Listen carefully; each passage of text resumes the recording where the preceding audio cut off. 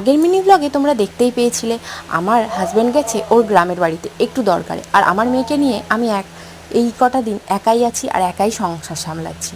আর যাতে রাতে ভয় না পায় তাই জন্যে মা ওদিক থেকে ভাইকেও পাঠিয়ে দিয়েছে আমাদের কাছে থাকার জন্য। তাই এখানে মেয়েকে একটু শুইয়ে দিয়ে তেল ফেল মালিশ করে ভাইকে বললাম দেখ, দিয়ে আমি আমার বাকি কাজগুলো সেরে নিলাম প্রত্যেক দিনের মতো। প্রত্যেক দিনে যেই কাজগুলো রয়েছে, প্রথমে তো আমার মেয়ের সব কাপড়গুলো কেচে বাইরে মেলে দিলাম, তার সঙ্গে নিজের জামা কাপড়ও আমি চেঞ্জ করে নিয়েছি। আর এখানে রান্নার জন্যে কি করব সেটা বুঝতেই পারছিলাম না, আর গরমে না এটা সেটা খেতে ভালো লাগে না, তাই এখানে একটু টক ডাল বসিয়ে দিয়েছিলাম। আর খেয়ে দিয়ে একটু রেস্ট নিয়ে সম্পাদিদের বাড়ি চলে গেছিলাম, মানে আমার বাড়িওয়ালাদের বাড়ি।